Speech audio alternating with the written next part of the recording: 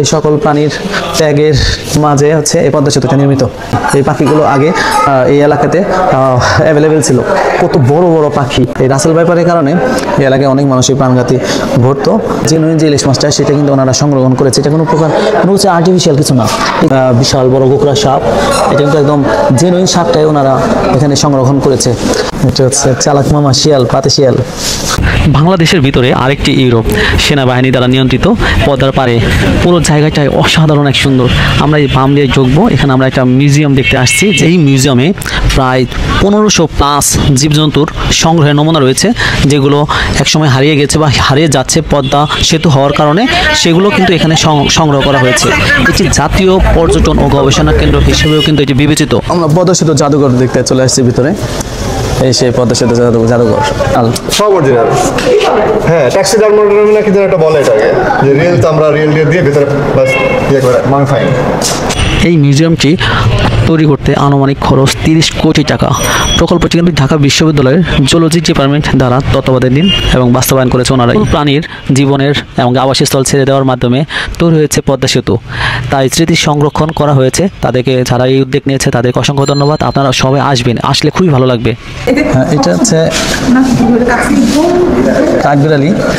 এই পাশটা তো বাদুর, আমরা জানি, ছোট গলা বাদুর। হচ্ছে বড় বিচি। এটা হচ্ছে চালাক মামা শিয়াল, পাতি শিয়াল। পদ্মা সেতুটা হওয়ার পরে যে সমস্ত প্রাণী ক্ষতি হয়েছে বা বিলুপ্ত হয়েছে তারই একটা চিত্র এখানে তুলে ধরেছে। দেখেন এখানে প্রায় শত শত পাখালি এবং মাছ, বিভিন্ন প্রাণী। এখানে যে হরিণ, চিত্রা হরিণও এখানে অ্যাভেলেবেল ছিল।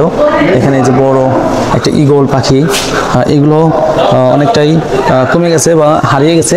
ঠিক তেমনিভাবে আপনাদেরকে দেখাচ্ছি যে এখানে ধুমকাছিম এটা ছিল এই এলাকাতে।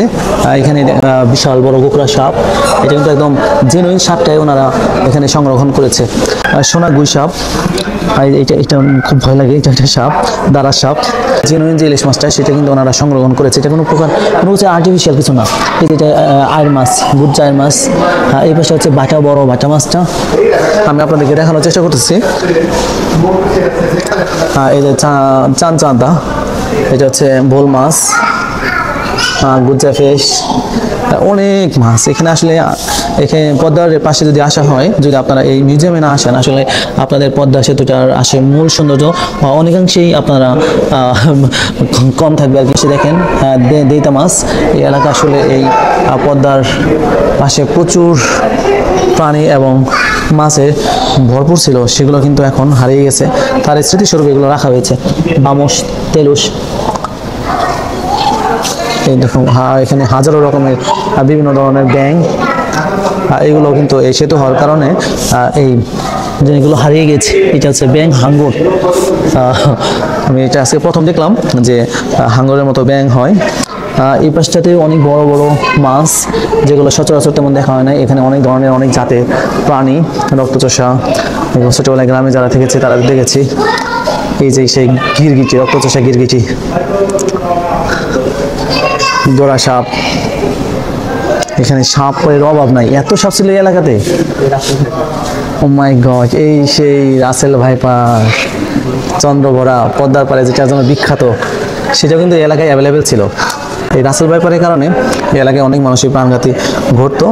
এটাও কিন্তু এই পদ্মা সেতু হওয়ার কারণে এই জায়গাতে এই সকল প্রাণীগুলোই প্রায় বিলুপ্তর পথে বা অনেকাংশে নাই।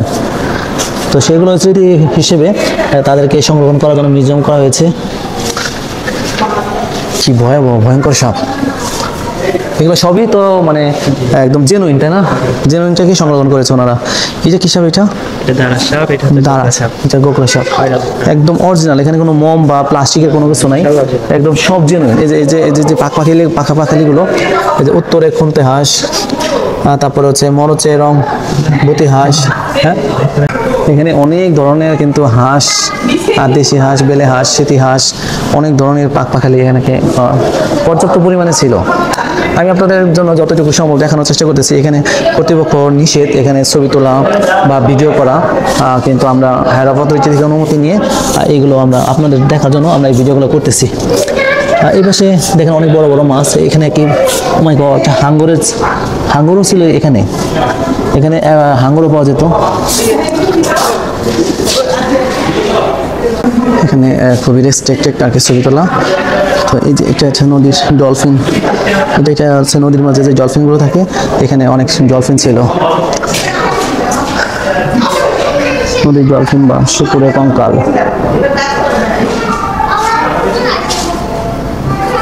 হাতের সামনে পাহাড়। ওয়াও, এই সকল প্রাণী কিন্তু এখানে ছিল। বিরাট এই সেই বন্ধু, এখানে বন্ধুও পর্যাপ্ত পরিমাণে ছিল। এখানে এই ধরনের বিরল প্রজাতির প্রাণীগুলো ছিল এখানে অ্যাভেলেবেল। এটা হচ্ছে জলপাই সামুদ্রিক কাচ্ছি, রঙিলা বক, অনেক বড়। এখানে হচ্ছে বিভিন্ন প্রজাতির শামুক, হচ্ছে পদ্মগোকরা, সাপের কঙ্কাল। মানে পদ্মগোকরা বলতে যে এগুলো সব কঙ্কাল, দাঁড়া সাপের কঙ্কাল। আচ্ছা, এটা শুধু কঙ্কাল। এটা কি ছিল? বন বিড়ালের কঙ্কাল। এটা হচ্ছে মেসো বাঘের কঙ্কাল। সব কঙ্কাল সার এখানে। গাংচিলের কঙ্কালটা তারা খুব সুন্দরভাবে সংরক্ষণ করেছে। খুবই সুন্দর একটা জায়গা। বন বিড়াল, খাটা, সোয়াব, ওনারা কিভাবে থাকে মনে হয় একদম বাস্তব। ভয় লাগে যে মনে হয় এখানে বুঝি কামড় দেবে। মাই গড, তারা খুব সুন্দর করে এটা সংরক্ষণ করেছে। দারুণ তো। এখানে না আসলে আসলে আসাটাই অসমাপ্ত থেকে যেত। ভিতরে আসাতে পরিপূর্ণতা হলো। এখানে হচ্ছে যত সামুদ্রিক যত প্রকার শামুক, ঝিনুক, এই সাইডটা এখানে করেছে। এই দেখতে পাচ্ছেন এখানে আছে গলদা চিংড়ির, এটা কিন্তু একদম জেনুইন আমাদের সংগ্রহণ করেছে। তারপর এটা হচ্ছে সাঁতারু কাঁকড়া। আবার এর পাশে হচ্ছে লবস্টার, সেই লবস্টার। এরকম পুরো রুমটাই হচ্ছে বিভিন্ন রকমের সমুদ্রের বা নদীর, যে পদ্মার যে নদীর, সেই গভীরে, নদীর গভীরে যে সকল যে মাছগুলো বা বিভিন্ন জায়গায় প্রাণী, যেখানে আবার কাঁকড়া 3 ফুট আছে, 3 ফুটের কাঁকড়া, যেটা এই পাশে দেখেন কত রকমের দোসর বৈশাখ। তারপর হচ্ছে এখানে যে চিকাচুরো, কত ধরনের প্রাণী এই পদ্মা নদী মানে সেতুটা হওয়ার কারণে এটা চিরতরে হারিয়ে গেছে বা বিলুপ্তর পথে। এই পাশে কত ধরনের পাখি লেখা আছে, পাখি এবং পাখি বাসা। এই প্রাণীগুলো আমাদের এই জায়গা থেকে হারিয়ে গেছে। এই পাশে দেখেন কি সুন্দর সুন্দর বিরল, বাবারে বাবা। এটা হচ্ছে নিশিবক, কত ধরনের পাখি। এই পাখিগুলো আগে এই এলাকাতে অ্যাভেলেবেল ছিল। কত বড় বড় পাখি।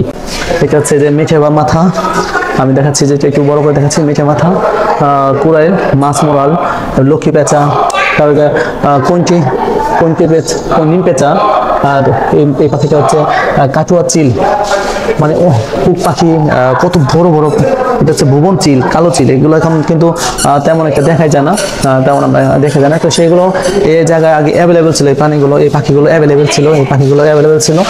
তো এই সেতু হওয়ার কারণে এই সকল পাখিগুলো হারিয়ে গেছে। একটা ভালো কাজ করতে গেলে আর একটা খারাপ হবে। আর কিন্তু বৃহৎ স্বার্থের জন্য ক্ষুদ্র স্বার্থগুলো ত্যাগ করতে হয়। এই সকল প্রাণীর ত্যাগের মাঝে হচ্ছে এই পদ্মা সেতুটা নির্মিত। তাদের এই আবাসস্থল ছিল, তারা এই জায়গাতে সুন্দর মতো তাদের বাসস্থল ছিল। সেই জায়গাগুলো কিন্তু এখন আর তাদের হাতে নাই। তারাও এখন এই জায়গা বিলুপ্ত পথে। খুব সুন্দর একটা জায়গা, সেটা হচ্ছে ডাক অ্যান্ড গোস। এখানে হচ্ছে লাল জুটি ভূতি হাঁস, খুবই সুন্দর, উপরে যেটা দেখাচ্ছি। তারপরে পাশে আছে রাজ সরালি, বড় কোপা জুপুরি। হচ্ছে অনেক ধরনের এখানে হাঁস ছিল, ন্যাচারাল।